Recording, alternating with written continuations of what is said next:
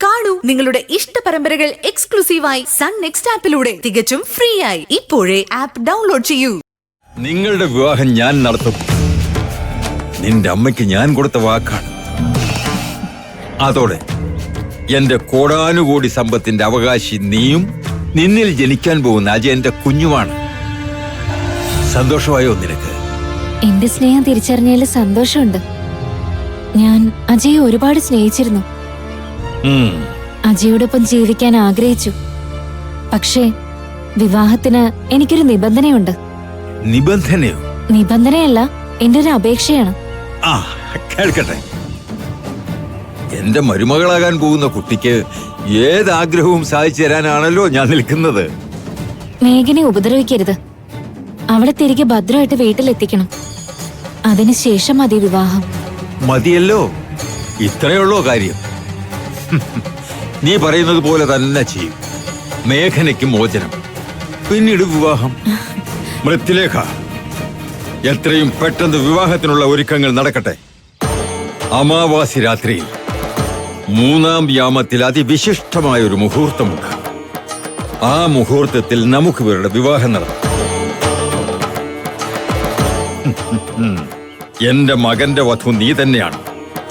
ഞാനത് തീരുമാനിച്ചു. എന്റെ മരുമകൾ. ആ, അകത്തെ അറയിൽ പോയി ഒരുങ്ങിക്കൊള്ളു കുട്ടി.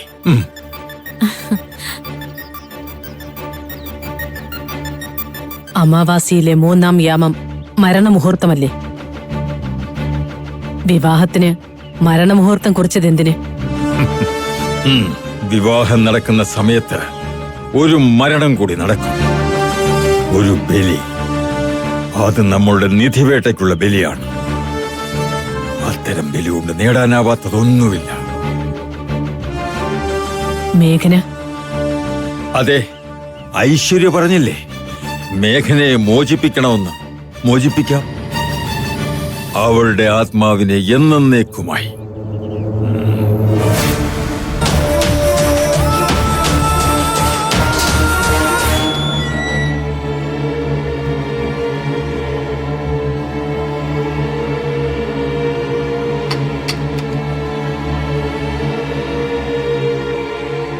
ഭക്ഷണം കഴിക്കാറായിട്ടുണ്ട്. നിങ്ങളാരാണ്? ഞാനിവിടുത്തെ ഉപാസകയാ. അതെ, ശബ്ദം താഴ്ത്തി സംസാരിക്കണം. രക്ഷപ്പെടാനുള്ള ശ്രമവും നടത്തരുത്.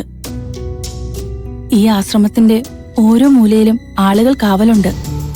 അവർക്ക് കൊടുത്തിരിക്കുന്ന നിർദ്ദേശം ആരെതിർപ്പ് കാണിച്ചാലും കൊല്ലാനാ. ജീവൻ നഷ്ടപ്പെട്ടിട്ട് കാര്യമില്ലല്ലോ. ഐശ്വര്യ എത്തിയിട്ടുണ്ട്. അജയ ഐശ്വര്യമായിട്ടുള്ള വിവാഹം നടത്താനാ തീരുമാനം. ഇന്ന് രാത്രിയാ വിവാഹം തീരുമാനിച്ചിരിക്കുന്നത്. നിങ്ങൾക്ക് ഇവിടുന്ന് രക്ഷപ്പെടണം. എന്നെ സംശയിക്കണ്ട. ഗതികേട് കൊണ്ട് ഈ ആശ്രമത്തിൽ വന്നു പോയതാ ഞാനും എന്റെ കൂടെയുള്ള ചിലരും ഇതിനകത്ത് അകപ്പെട്ട് കിടക്കുക. നിങ്ങളെപ്പോലെ ഞങ്ങൾക്കും പുറത്തു പോകണം. ഇവിടുന്ന് പുറത്തുപോകാൻ ഞാൻ നിങ്ങളെ സഹായിക്കാം. ഞങ്ങളെ പുറത്തെത്തിക്കാൻ നിങ്ങൾ ഞങ്ങളെ സഹായിക്കണം. ഇങ്ങനെയൊക്കെ ചോദിക്കാൻ അവര് പറഞ്ഞ് ഏൽപ്പിച്ചതാണോ നിങ്ങളെ? അല്ല, എന്നെ ഒന്ന് വിശ്വസിക്കേ. നിങ്ങൾ പറയുന്നത് സത്യമാണെങ്കിൽ നിങ്ങളെ സഹായിക്കാൻ ഞാൻ തയ്യാറാണ്. എങ്കിൽ തയ്യാറായിട്ടിരുന്നോ. രക്ഷപ്പെടണമെങ്കിൽ അമാവാസ്യ ആരംഭിക്കുന്നതിന് മുമ്പേ രക്ഷപ്പെടണം. അതിനുള്ള മുഹൂർത്തം ആകുമ്പോഴേക്കും ഞാൻ തന്നെ വന്നോളാം.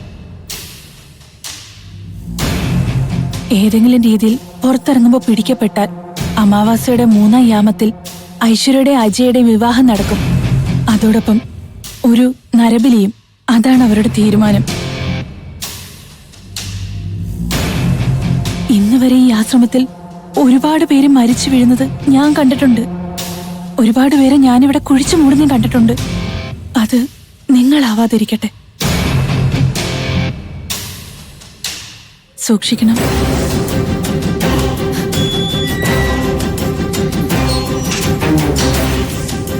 അജയ്, ഇവരെ നമ്മൾ എങ്ങനെ വിശ്വസിക്കും? അതല്ലാതെ നമുക്ക് വേറെ മാർഗമില്ല. തൽക്കാലം അവർ പറയുന്നത് നമുക്കിപ്പോ അനുസരിക്കാം. എങ്ങനെയെങ്കിലും നമുക്ക് ഇവിടുന്ന് രക്ഷപ്പെടണം.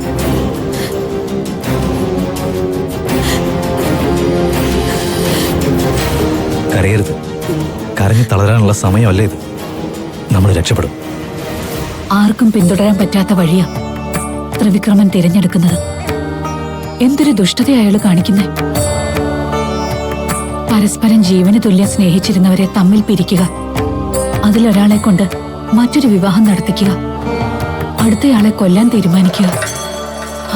എല്ലാം വിധിയാന്ന് അമ്മ പറഞ്ഞാലും ഇത് ക്രൂരതയാ അമ്മേ. ഇങ്ങനെയാണെങ്കിൽ നന്മയുടെ വഴിയിൽ പോവാൻ ആരെങ്കിലും ആഗ്രഹിക്കോ? എല്ലാരും ദുഷ്ടതകൾ ചെയ്യാനല്ലേ ശ്രമിക്കൂ. ആ ദുഷ്ടതയാൽ കുറെ നല്ല മനുഷ്യർ തോൽക്കും, അല്ലേ അമ്മേ? മോള് തളർന്നു അല്ലേ? അമ്മയ്ക്കും ക്ഷീണമുണ്ട്. മനസ്സിൽ നന്മയുള്ളവർക്കൊന്നും ഒന്നും സംഭവിക്കാതിരിക്കട്ടെ. ഇനി ഒരു 300 ആണ്ട് നമ്മൾ അലയേണ്ടി വന്നാലും ഒരു കാരണവും ഇല്ലാതെ കരയേണ്ടി വരുന്നവരുടെ കണ്ണുനീരിന് ശമനം ഉണ്ടാവട്ടെ. വിവാഹത്തിനും വിധിവേട്ടക്കുള്ള ഒരുക്കങ്ങൾ എല്ലാം ഒരുമിച്ചാ നടക്കുന്നത്. നമ്മളെ കൊല്ലാനുള്ള തീരുമാനവും എടുത്തിട്ടുണ്ടോന്നറിയില്ല. വേലായുധ, തൽക്കാലം നമ്മൾ അയാളുടെ കാൽക്കൽ കിടക്കുന്ന അടിമകളാണെന്നുള്ള തോന്നലുകൊണ്ട് നമ്മളെ കൊല്ലാനൊന്നും ത്രിവിക്രമൻ തമ്മിൽ തീരുമാനിക്കില്ല.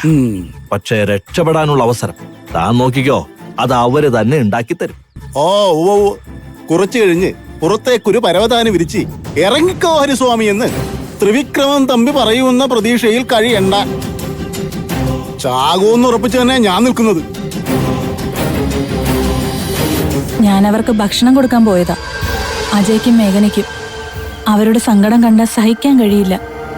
അവർക്ക് രക്ഷപ്പെടാനുള്ള മാർഗമെല്ലാം പറഞ്ഞു കൊടുത്തോ നീ? ഞാൻ എന്ത് ചെയ്യാനാ?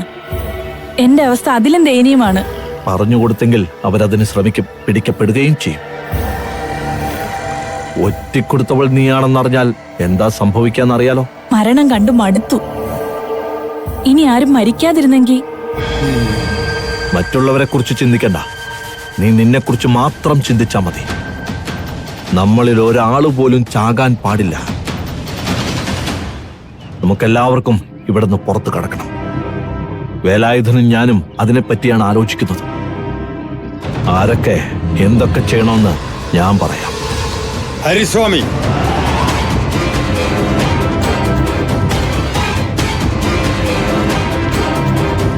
നിങ്ങൾ 3 പേരും വിവാഹത്തിന്റെ ഒരുക്കങ്ങൾ നടത്തണം.